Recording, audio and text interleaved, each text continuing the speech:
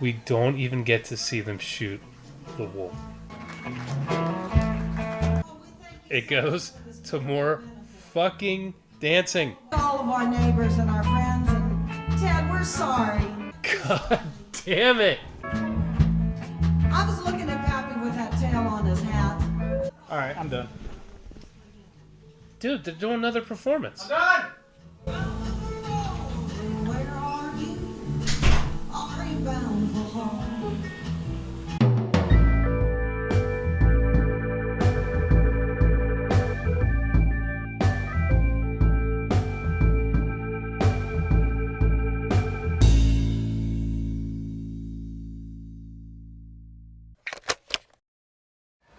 I'm curious why you picked this one.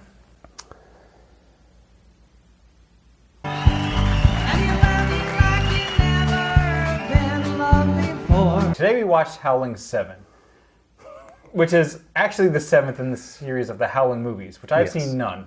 Yes. You've seen a few. First one's a classic, the rest are... So why did we go from 1 to 7? So I've always heard about this one. It's notoriously bad. I give it about 1.5 star. So check it out, and please do not leave me alone with this movie, okay? Never released in the States on DVD, can't find it anywhere. It seemed like something that would be perfect for us. So I tracked down a DVD copy from Germany, which had an English track, on eBay, bought it, and thought, this will be perfect. How much did you invest in that purchase? I think it was like $4, including shipping, international shipping. So somebody literally paid us to take it off their hands. Yeah, it came like wrapped in newspapers.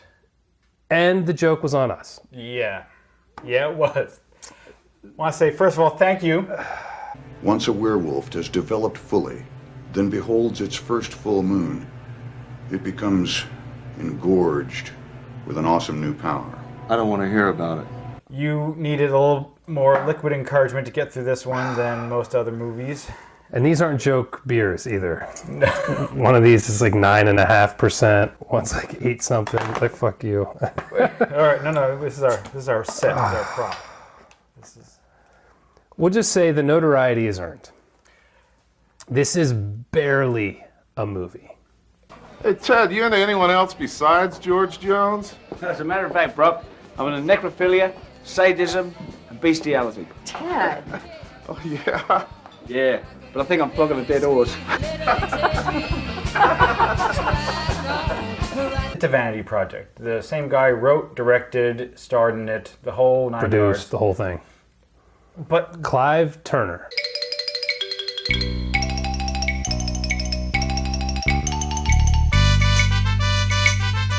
this one went totally wrong. It's not even like try to do something amazing and failed. This guy tried to do something boring and failed.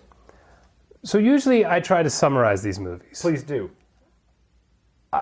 And we've watched some that don't make any sense and you can't begin to describe them. A guy moves into a town and works at a bar and may or may not be a werewolf. That's it for the first hour. It's line dancing and singing and drinking and really bad quips. It's small, isn't it? Cocktail weenie, bro. It's like incomprehensibly bad. Think I'll sit here with my prescription beer and never do drugs again. Yeah, I mean, the story, as you're saying, is non-existent. There is no progression for a solid hour. And this movie's like 80 minutes long with introduction credits, which went on for like 5 minutes. We got the rock and roll nightmare driving scene. Yep. We got line dancing and or square dancing. Whole songs. Multiple times. Yes. We get, hey, Ted, where's Phil? Over there. Walks over there. Hey, where's Phil? Bill? Over there. Walks over there. Like, what am I watching? I think it was supposed to be funny. I think the whole thing was almost like a campy like 1960s Batman episode, but with like bloody werewolf murders sprinkled throughout. Bloody's being kind. I saw blood.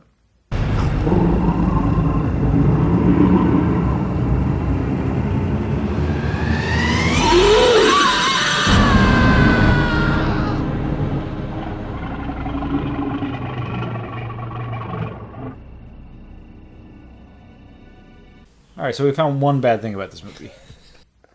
We didn't even see a werewolf till the last minute. Ah, spoilers.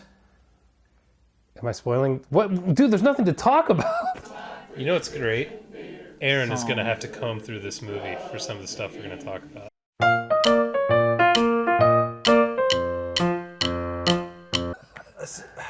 All right, well, let's go talk about like the humor. That's what stuck out to me in the first literally hour where there was no plot, no development. It was 1 hour of filler of funny things. Long ride from Australia? Yeah, but I flew most of the way. Your arms tired? I only want to flap them. Hey, that could give you armoritis. It's all right. I just had a bout of hepatitis. Yeah, a little bit further down your leg and probably get pneumonia. Hell, I'd be more worried about smallcocks. Well, I'm pretty lucky there. I've already had diphtheria. Three of them stood out to me. There was a gag at the bar where some guy was taking a shot, drinking a beer, taking a shot, adjusting his glasses.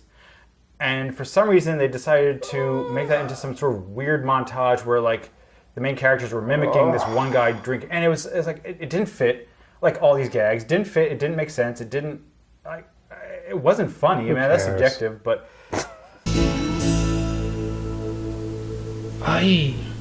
But you liked the zipper gag.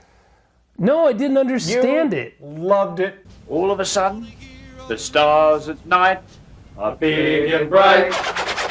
Deep in the heart of Texas. Tell me that like that. I don't know what it was. I hate to say it. What?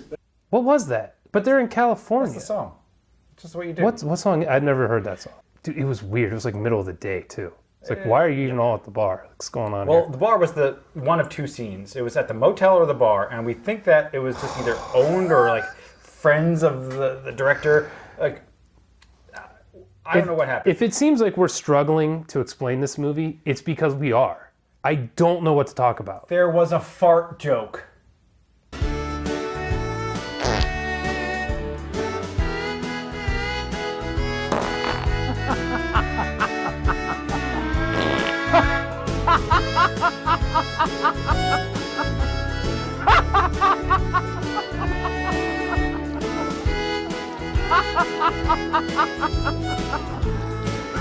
That's counting that.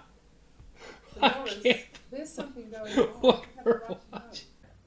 Guy ate chili, farted a lot. There's nothing to talk about, dude. No, that's it. There was a scene of two characters who sat down and explained the whole movie. That there was really all this secret stuff going on, and the town had some deep, dark secrets. The and priest and the detective? Yeah, and there was all these conspiracies, people working against each other. The movie was so poorly made, none of that was evident in the actual movie. And then, like 10 minutes later, the entire plot changed because that first plot was a ruse for the second plot. Oh, yeah. And then, as you said at the end, the werewolf finally revealed themselves, the literally last minute of the movie, and was then just instantly killed off screen and rolled credits. Killed off screen, but it was so poorly done. We see the transformation of the face. Somebody gets scared and runs away, and then we see the transformation the second time. Like they turn twice. I mean, it was their only special effect.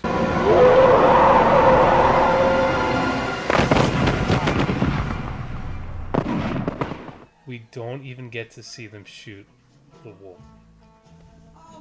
It goes to more fucking dancing. So how do you want to do this? Do you want me to just give my guesses and you tell me if I'm right or not? Let's do that. Okay. We don't have a plan. Neither did the directors of this movie, so whatever. Okay. Number one, Clive Turner, writer, producer, director, star. Yes. Never did anything else after this. There you're wrong. You're kidding me. How? He was the producer of Howling 4, 5, and 7. He was the director of 4 and 7. Right. Director of 4 as well. No. He was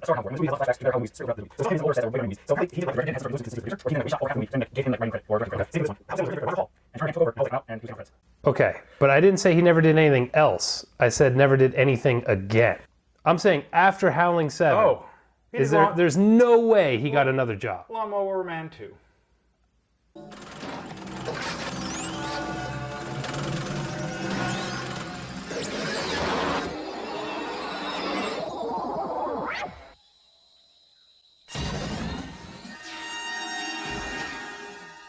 Like, this movie came out and he was like, I have to leave. This is the most embarrassing thing I've ever done. No one saw it.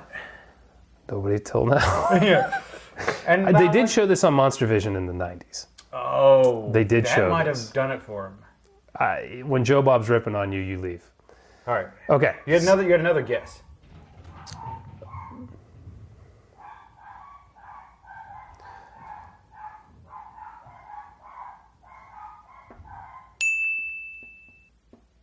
Second guess. There were maybe 2 or 3 actual actors in this movie. The rest were people who lived in Pioneer Town. There was one real actress in the Not entire even the pastor, priest guy? I didn't see him with anything. He was maybe just a weird dude that lived in that town. Could just act a little bit. Yeah. Inspector, much work needs to be done. I understand it. It has my utmost priority, but I really must go. Where, sir? To the nearest bar. There's one scene where there's 3 characters are standing at this doorway having what should be a normal conversation about what's going on. And it's so stilted. It's so... Pappy forgot his lines. It's bad. Everybody's just looking at him, waiting for him to talk. You didn't see anything. Nope, I didn't. You went around the whole town. All around. I look everywhere. Jesus, Harriet, he didn't see anything. I think somebody forgot his line. How many more times you want him to tell you? I just want to be sure. There's something you're not telling me, Harriet. Something's wrong. You're awful upset about something. I think we could just put that scene in, uncut. Yeah.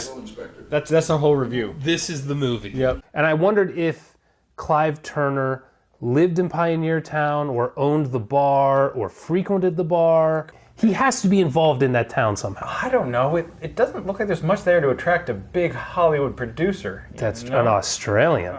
International big Hollywood producer. He's got that rock star hair. He's got those moves, those dance moves, dude. Hey, I was getting a little hot don't get and me bothered. excited.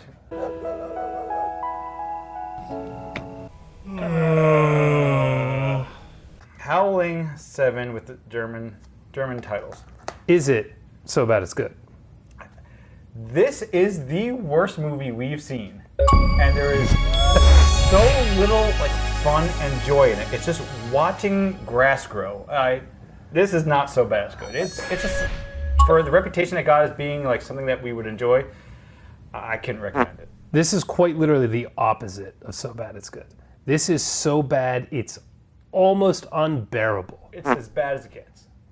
But I'm gonna say, if you can find this, if you watch bad movies, you have to watch this so you understand how low it can go. You're not gonna like this. You're not gonna enjoy this. I don't say I didn't warn you. This is the worst thing I've ever seen. But if you watch this, anything else you watch will seem better in comparison. It will seem solid. It will seem better. I agree. Yeah, but don't spend money on this. Like, No, Jesus Christ. maybe $1. Incomprehensibly bad. Like, does anyone want to buy this copy? Really? We're not going to watch it again. No. Fuck that movie.